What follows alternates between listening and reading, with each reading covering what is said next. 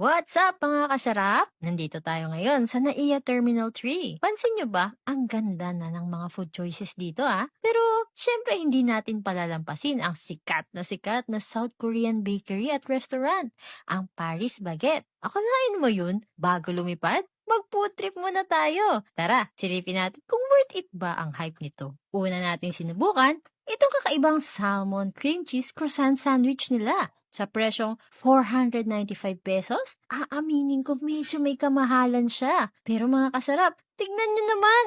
Busog na busog ka rito. Heavy meal na talaga siya. Meron siyang cream cheese, capers at herbs. Yung grilled salmon, grabe, sobrang linamnam. At nag-complement talaga siya sa authentic cream cheese nila. Hindi siya yung basta-basta sandwich lang.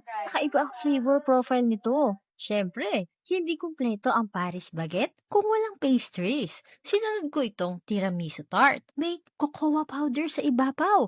At pagkagat mo, sasalubong sa'yo yung kape at cream cheese sa loob. Ang sarap. Tamang-tama lang ang tamis at hindi siya mapait Pagkatapos, ito ang golden ring custard bun for only 105 pesos. Sobrang lambot mga kasarap. Yung custard sa loob, saktong-sakto ang texture, hindi nakakaumay. Perfect na merienda habang naghihintay ng flight. Ito pa ang isa, ang peanut crumble Soboro bread. 105 pesos din. Ang sarap ng pagkahalo ng peanut at savory flavor nito at ang lambot ng tinapay. At para panulak, sinubukan ko ang kanilang signature chocolate drink. Noong una, napaisip ako kung ano lasa nito. Alam niyo ba kung ano? Kalasan na yung cocoa o tableya na iniinom natin tuwing Pasko o New Year. Ang kaibahan lang, ito ay malamig na version. Pero pwede ka ring umorder ng hot version nila. Sobrang nostalgic ng lasa, promise. Sulit ba? Para sa akin, yes! Kung gusto nyo ng quality food bago ang inyong travel, drop by na kayo sa Paris Baguette dito sa NAIA Terminal 3. Siguradong busog at happy ang tami nyo. Sana nag-enjoy kayo sa ating food trip mga kasarap. Hanggang sa susunod nating lamunan. Paalam!